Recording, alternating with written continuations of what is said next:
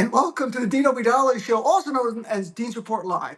And joining us right now, award-winning journalist Jim Acosta. You know, from years, CNN White House correspondent, a best-selling author, has the wildly popular Substack right now, the Jim Acosta Show, which I was watching live this morning when he was covering outside of the courthouse where Comey was appearing for an arraignment. Jim, Yeah. welcome back. It's good to see you, my friend. Congratulations on all the success on Substack. Hey, thank you, Dean. Really appreciate it. And yeah, I mean, we did this live coverage this morning. It was something we were just, you know how it is in independent media, Dean. We text each other and say, "Hey, will you come on with me? Yeah, will you come on with me? Sure, I'll do that too." And Glenn Kirshner, Olivia, Troy, and Miles and myself, we all got together and said, "Let's cover this because this arraignment of James Comey, I think, was a very important moment for our country and for the folks who watched. Thank you so much." This was this is a targeted political prosecution of a Mhm. former FBI director out of a vindictive sense of revenge from Donald Trump, and it just shouldn't be happening in America. And because we have the freedom of independent media to say it like it is, I can just come on and say that and not worry about some corporate executive wringing their hands in a office room somewhere, and Miles and Olivia were down there in front of the courthouse. Glenn watched the proceedings, ran out, gave us a sense as to what was happening in the courtroom because you don't have cameras in the courtroom in federal court, and it just shows you the potential for what we're doing here, Dean. I I think think it's great. Yeah, I think people appreciate it because everyone knows the difference between now what a corporate media story is and what an independent media story is. We tell the yeah, truth. You know, we might get in trouble one day, but we're going to tell the truth to the end. On corporate media, it's yeah, it's not an individual's fault. It's the world. It's a for-profit, generally publicly traded company, and they yeah, have concerns way beyond ours. It's not a defense of what they're doing. I hate it. Like if you had talked about Trump targeting Comey, if you were on corporate media, they might say, well, you also have to mention how it's perceived by Trump fans that he was targeted, and it wasn't. It was we know the reality of what it was. And it yeah, always goes back to one thing, Jim, where I remember years ago, and this is not a slap on CNN, but it happened on CNN. They asked me to come on to talk about Trump's anti-Muslim bigotry in their first campaign. And I yeah, said, oh, great. And they go, we just need to get someone on the other side. And I said to the producer, do you mean on the side of pro bigotry against Muslims? And they were just silence. There was silence, right? And they yeah, go, well, and then they come back, they're like, we're not doing the segment.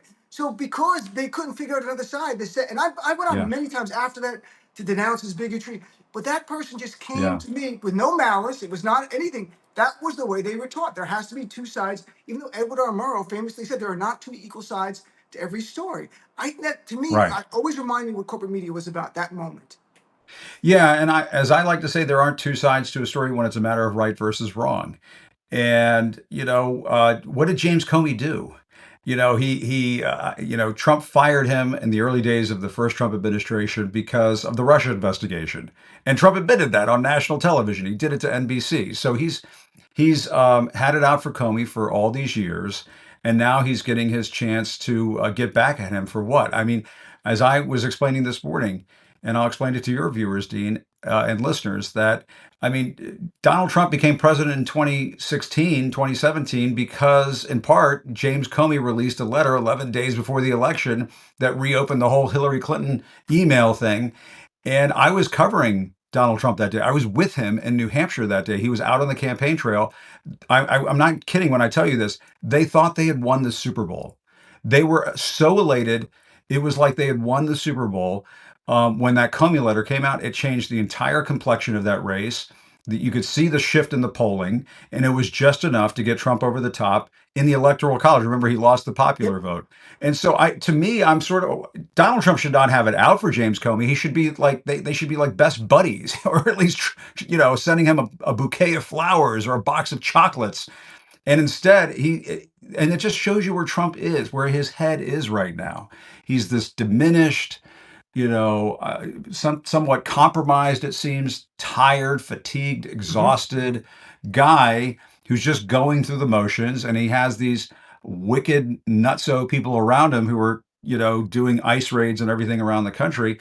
And it just goes to show you that we're in a very serious predicament at this point, or in terms of, I mean, we're only what, 7 or 8 months into this. We got 3+ years to go of this nonsense. And he is making it very clear that he's going to go after his political enemies, both real and imagined, as they used to say during the Watergate days. The Trump has drained years from our lives collectively. There's no doubt we Yeah, would have all lived longer if it wasn't for Donald Trump. Maybe we wouldn't have met as many people. And I just want to mention one thing because someone put a yeah, note there, and I've heard this before online. It doesn't matter if you like James Comey. It doesn't matter if James Comey, in your view, was the reason Hillary Clinton lost. We shall not have a president who puts in writing, go indict that person, the Pam Bondi, as he did, and bragged about it, and then indicts his political enemies. That cannot be America, because then this is right. over. The Democratic Republic ends. Like we just have a vindictive, autocratic leader, one after the other. And Democrats get in, we put Republicans in jail. Republicans get Yeah, in, And what concerns me, Jim, is the more Donald Trump does potentially, in our view, wrong things. It might be profiting in the White House. It might be putting troops in the streets and whatever else. The more desperate he has to be to stay in power, and people around him, Stephen Miller, know that one day they won't be protected. Maybe the pardons won't be effective. Maybe the state law prosecutions can happen because there's no pardons that can affect state laws. And that concerns between now and next year, sort of taking this the idea of putting Texas troops in Chicago. It's like the yeah. Confederacy. I can't believe we're actually I wise enough, agree. but it concerns me. I agree with you. I mean, let's take the Chicago situation. I mean, what would the people of Texas think if a Democratic president were to take the National Guard of California and Mhm. put them on the streets in Texas or in Alabama or Mississippi? You and I both know exactly what happened. People would lose their shit, and there would be some stuff that would go down. And I really question where the Republican Party is right now, just giving Donald Trump a blank check in this regard. And to me, it's going to take tremendous resolve on the part of the American people and on the part of democracy loving, freedom loving political leaders in this country. When Donald Trump is in the Oval Office and his golden, I mean, I kind of want, what kind of fumes are coming out of that gold paint in the Oval Office these days. But I mean, when he's speculating about using the Insurrection Act Mhm. to go over the wishes of these governors and local officials, it sounds like he's lost his goddamn mind. I mean, first of all, the courts are not going to allow it unless, I guess, if it goes all the way to the Supreme Court, they might allow it. Mhm. But what he's talking about is not lawful. It's not constitutional. And we saw that judge in the case of Portland, a Trump-appointed judge, say we live by constitutional law in this country, not martial law. To which Stephen Miller called that legal insurrection. And I mean, I was making this point on my show the other day, Dean.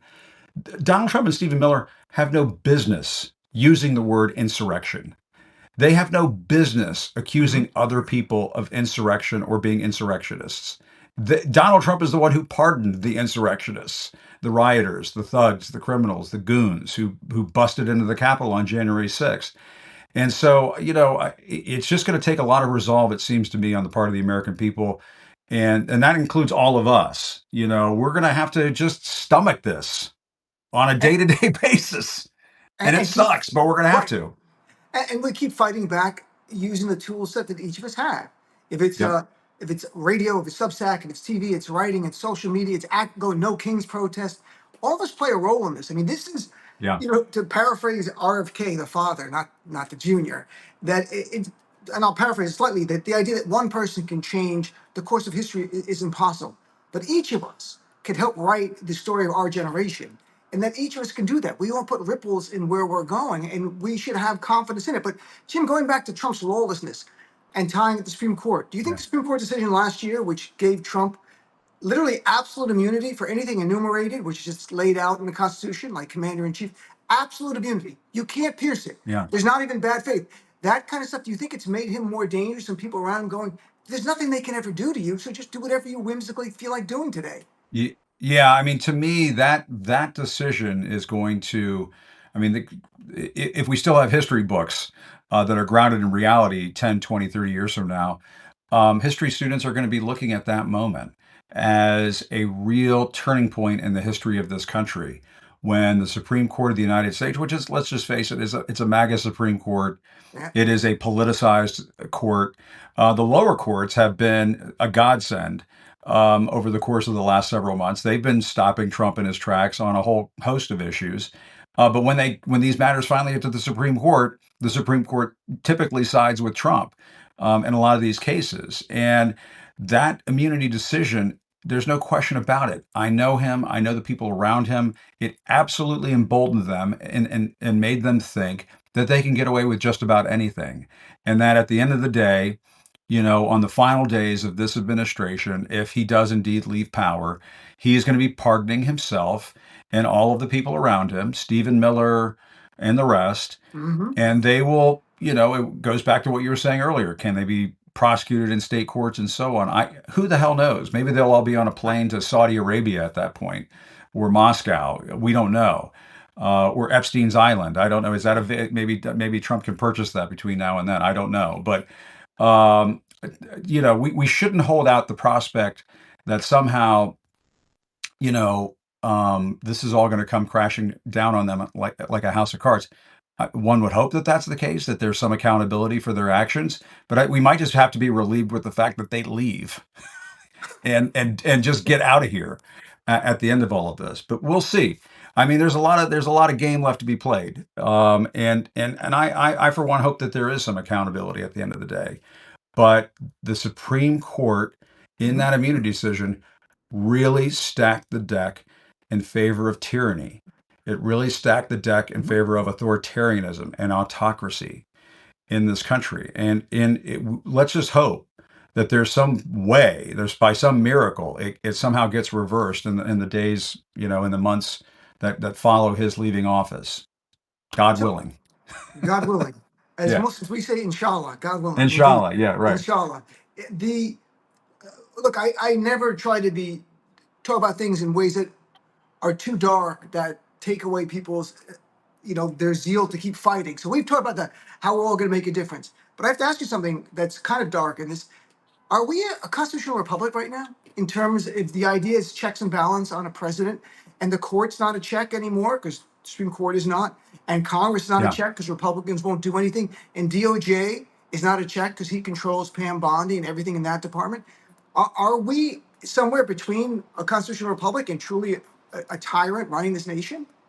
I think it's fair to say, and Dean, you and I are both we've covered this kind of stuff for a while, so we know that this exists. But a lot of freedom-loving organizations, they occasionally put out these maps of the world that show where, in what state are democracies, depending on where they fall on the map. And some might be shaded blue and red and purple and orange and so on.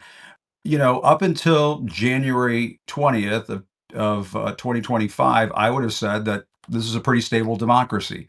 After Donald Trump came into office and started doing what he was doing, and now up until this point, I would say we are certainly, I think, would fall under the category of a backsliding democratic republic. We're in a state of backsliding right now, and the question is, how far do we slide back? We do have midterms coming up next year. Is he going to be successful in rewriting some of these congressional maps, redrawing these congressional maps? I don't know. Again, that may go up to the Supreme Court. The Supreme Court may say, nope, you can't do that mid-cycle. That's bullshit. But, that's sort of like, I mean, that's really holding out hope for something really positive to happen. I don't know if that's going to be the case.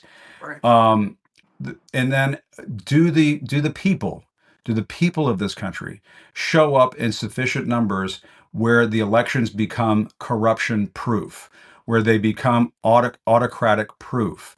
And that is what you're going to need to see next year come November. You're going to need to see voters absolutely swarming to the polls in a stunning show of support for this democracy. And if we don't see that, then I'm going to be worried. But my guess is that it'll be something of a mix, in Mhm. that you might see some court opinions that are favorable to Donald Trump. You might see that some that are favorable to the Democrats. The maps may stay roughly the same with some tweaks here and there. And I think you will see a voter revolt.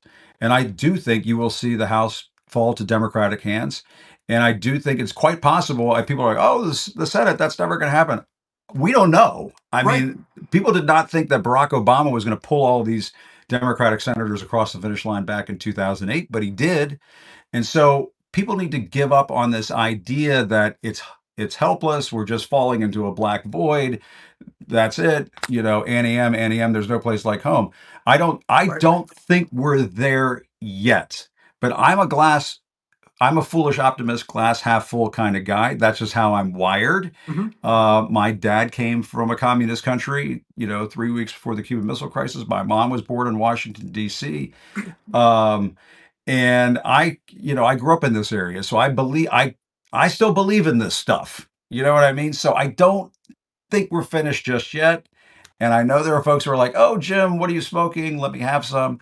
But I'm going to wait until after the fight is finished before Right. I tell you that, oh no, we're just an autocracy at this point. The media, the state of the media right now, that has me greatly worried.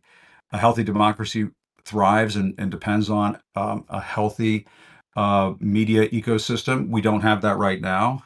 we have we have state compromised media in this country where you have major networks that are now falling into the grip of the far right in this country. But that puts the pressure on you and me, Dean, and on independent media and the people Yeah. who support independent media. This now has to build up to replace that horseshit nonsense that's been happening in corporate media. We need public broadcasting, I think, to be built back up once Trump and his acolytes leave the scene. But in the meantime, independent media is going to have to fill that void for the sake of propping up this democracy, to be kind of one of those legs in the stool to keep this thing going. I think that's a great point. And I want to talk about Yeah, media. One quick thing. So funny, we covered on yeah, my radio show last night. We have to win 4 Senate seats. It is winnable if we defend the seats that are challenging, like Georgia. But you've got open seats in North correct. Carolina, and the former governor, Democratic governor, is running. You've got the always winnable Maine. You could win that. Iowa is an open seat, challenged, but potentially you can win that. Ohio, you've got Sherrod Brown back in the race. And so there is a chance there in the House, yes, but I think 2026 is our battle of Gettysburg. That's the analogy I've been looking at it. We have to win that battle. Mm. If we lose that battle and they keep the House and the Senate for 2 more years, I'm not sure if the nation's recognizable. But I want to touch on the media because, we saw this week that Barry Weiss, who's like center right, she views herself as an anti woke activist, is now going to be the Yeah, head of CBS News, the editor in chief. That's like making me the head of NBC News. Like you shouldn't want me either. Like I'm a woke activist. I'd Like I'm rather not have gonna you, let Dean. Honestly, I mean, this is like Barry Weiss. but the idea that someone is that ideological is going to be the head of CBS News, a place where Walter Cronkite, where Right. Dan Rather, where story journalism was, where Edward Murrow, like these are story journalists. Now you have an activist who's a right wing activist who is funded by the billionaires who's going to serve up what Yeah. they want. So, what's your reaction to Barry Weiss being the new head of CBS News I after? worked at CBS News many years ago.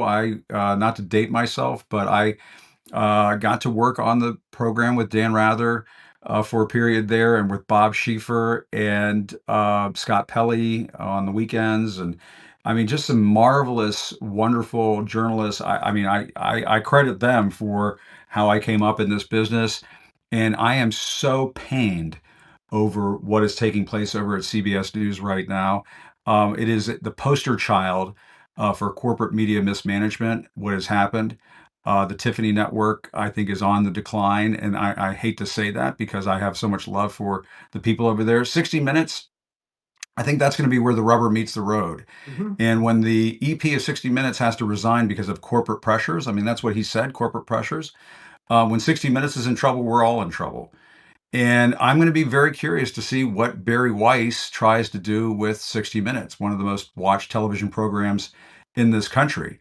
And and CBS Evening News they've struggled for many years. The morning show has struggled. Sunday Morning is an outstanding news program that does very well in the ratings. So it would be interesting to see what happens with that program. Um, my sense of it is that when you have people like the Ellisons taking control of a major network and saying, "Oh, let's put Barry Weiss in there to straighten things out," that tells you everything that you need to know. And this whole anti-woke thing, I mean, it's such horseshit. I mean, let's just be real. Like, I mean, come on. To be tolerant in this country is to be woke. I just find that to be a whole lot of hooey, and it's sort of playing to some real base instincts in this country that to me are counterproductive and not who we are as a country. And so she's coming at it from that vantage point. I can't tell you that I'm terribly optimistic. I think I'm very pessimistic about what may happen. And I hope to see, if Barry Weiss goes overboard, apparently she said the other day, let's just do the fucking news or something like that. That was what she said to the staffers, and the staffers kind of groaned and rolled their eyes and were like, okay, well, yeah, that's what we wanted. That's what we do here. Right. But if she starts monkeying around with that operation, I hope we see some resignations there. Because the only thing that works with these media companies, it seems to me, is to shame them. Look what happened with Jimmy Kimmel when they Mhm. fired Jimmy, when they tried to get rid of Jimmy Kimmel. The people revolted and they started canceling their Disney Plus subscriptions and so on. And so you got to hit these guys, you got to hit these turkeys where it hurts, in their wallets. And when you hit them in their wallets, then they're we won't get rid of Jimmy Kimmel. We won't monkey around with 60 Minutes. That's the only way you're going to get their attention. I, And let's just hope. I mean, what worries me is, I mean, what the Ellisons are like the second wealthiest people in the world or something like that. Is something they're along up those there. lines? Pretty damn close. They may be like, hey, this is just the price of doing business. And if we end up with two Fox-like networks in this country, that's what concerns me. That's what worries me. And also Larry Ellison Oracle is going to have some type of ownership. It looks like in TikTok as well, and they're going to Yeah. change the algorithm there to suit a political agenda. So you're going to have that as well. But look, independent media is you can't stop it. It's now exploded. We're seeing. I Yes. wrote an article recently about corporate media, news media is dead. Long live independent media, and that's because there's still some really good journalists. You know them. Some of them I know. I like very much. I still go on. We were on Ali Velsh's show just the other Love day Alley. together a few weeks Great ago. guy. So Ollie's a great guy. So there's still some, but they're functioning in sort of a pro business, pro profit outlet and Well, they're also vessel. in a panicked environment. They're all. I'm just telling you because I talk to folks at just about all these shops. Everybody is in a state of panic because these parent companies have paid these bribes to Trump. You have the Ellisons trying to take over a network and take over TikTok, as you said. There's so much turmoil in all of these news organizations right now that you have a lot of journalists saying, what do I do? We better be careful with our coverage. Oh my goodness, we better get that other panelist, that pro MAGA panelist who just spews bullshit, Mm-hmm. because if we don't, then our boss over here is going to get pissed, and so on. And it journalists do not function well in a panicked environment where they're looking over their shoulder and wondering, oh, am I going to be able to pay my mortgage? Oh, am I going to be able to send my kids to college? I've been working in this business for 20 years. If we go over, if we go over our skis on this story or that story, or if it's perceived that way, then, oh my goodness, I might lose my job.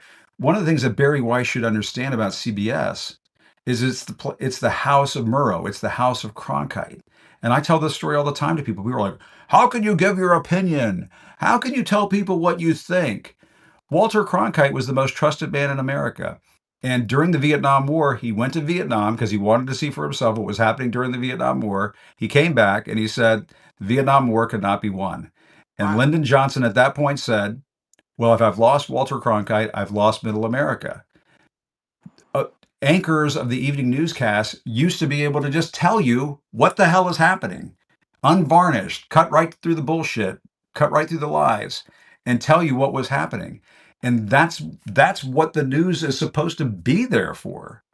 It is supposed to do that. It's not supposed to say, well, on one side the sky is Mhm. blue, and on the other hand the sky is whatever the fucking color MAGA wants it to be. That's not how this is supposed to work. I, I agree with you 100%. And Yeah, last thing before we wrap up here, Jim, yeah, it's great chatting with you. You touched on it a little earlier. You've seen Donald Trump for years. You saw him during the first campaign. You saw him up close, challenging him in the White House when you were a White House correspondent. When you look at him now, what do you see in terms of physical and cognitive abilities? And how has it yeah. changed? I think that there's no mistaking it. And again, to cut through the noise and the BS and just state things plainly, I mean, Donald Trump to me looks tired.